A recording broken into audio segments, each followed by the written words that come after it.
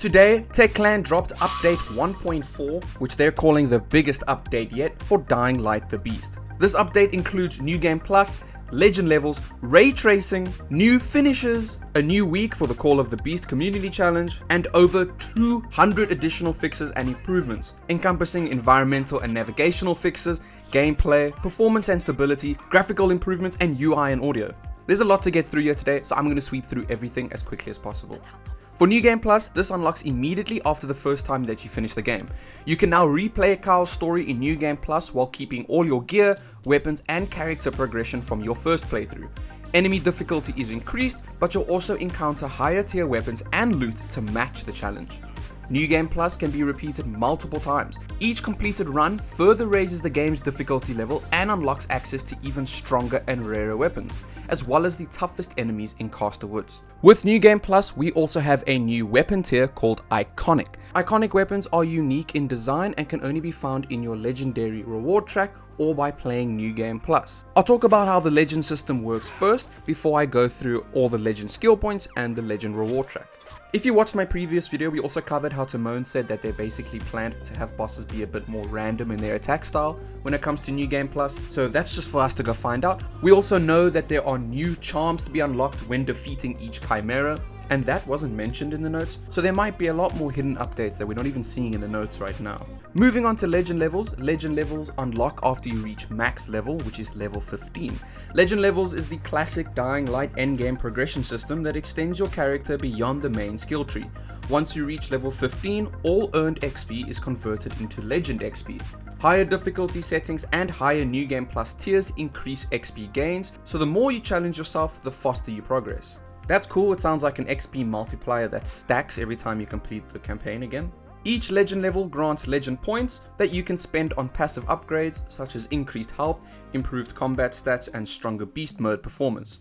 Every level also raises your maximum health by a fixed percentage, helping you stay competitive in higher New Game Plus tiers. Legend levels also introduce a large set of new rewards to unlock, 22 new weapons, melee and firearms including vintage guns, 2 complete outfits, which is a total of 12 gear pieces, and new legendary vehicle skins. These 22 new weapons I imagine are all fitting into the new iconic weapon tier. Just quickly going through the legend reward tier, you can see here all the items you'll be getting. They all have their own unique designs. The gear we unlock individually. If you want to read the details, you can. They'll just go over all the things that the weapons are doing. As you can see, they kind of went for the Dying Light 2 route, where the unique gear doesn't have gear slots, but they will have their own fixed abilities. Honestly, everything looks pretty cool and pretty unique. I'm quite excited, especially for these electric looking ones. They look really cool and unique. I'm glad that we have a legendary sickle as well. I love those from Dying Light 1, but they never returned, so it's good to see those. For the legend level skills, I'll just quickly go through them. You can just pause if you'd like to read the details. But the most notable ones are the upgrades to the beast mode, as well as how much ammo we loot, how much loot that we loot, and having a bonus to chopping off limbs. It's pretty cool. I quite like that.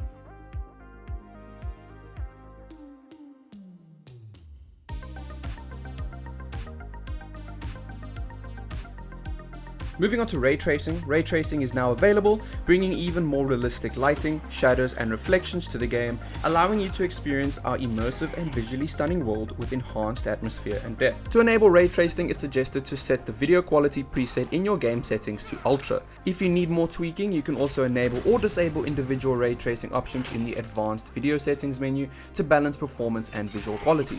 Here are the system requirements if you're interested in that. The game is designed so that all settings from low to ultra preserve the same core look and artistic style. Ray tracing improves reflections, lighting, and shadows, delivering more realistic visuals, though please note this may impact performance. If your system has trouble maintaining smooth performance, try selecting a preset below ultra and tweak individual ray tracing settings for optimal results. Please note when ultra mode is enabled, frame generation is automatically turned on to improve frame rate. For VRR, VSync, and input latency, I'm leaving it up here. I'm just skipping over this because it's not too important. For the new finishes, along with the finishes we got a couple weeks ago, they've added 3 new finishes to give you even more variety of bloody execution on enemies. I'm going to put all 3 up on the screen for you now.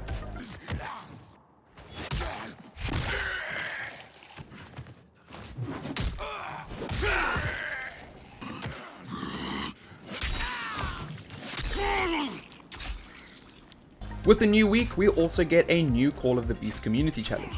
With update 1.4 just released, there's never been a better time to jump into Dying Light the Beast. New game plus, legend levels, a double XP event, and an exclusive weapon waiting in your stash should already convince you to dive back in. You know, Techland, you're right.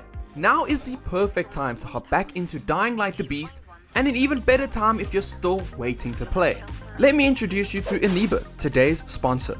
Aniba is an easy to use online reseller where you can find affordable games, DLC, or gift cards, and is the perfect place to get your first copy of Dying Light the Beast today.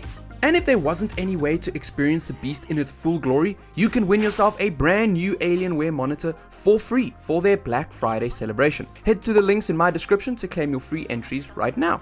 Back to the video. Team up with the Dying Light community to tackle this week's challenge, focused entirely on executing brutal finishes on enemies. And while you're at it, make sure to try out the new finishes added to the game. Yes, Techland, that's exactly what we're going to do.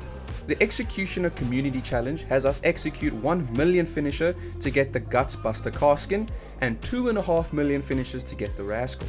Now onto the 200 plus additional fixes and improvements. For environmental and navigational fixes, they've resolved over 200 parkour and environmental navigation issues, including climbing and ledge grab problems as well as blocked traversal routes. They've adjusted multiple environmental elements such as monkey bars, beams, and scaffolding to improve overall parkour flow. For zip lines, they've fixed mismatched UI and action prompts for a more consistent gameplay experience and addressed double jump behavior that could cause unfair falls.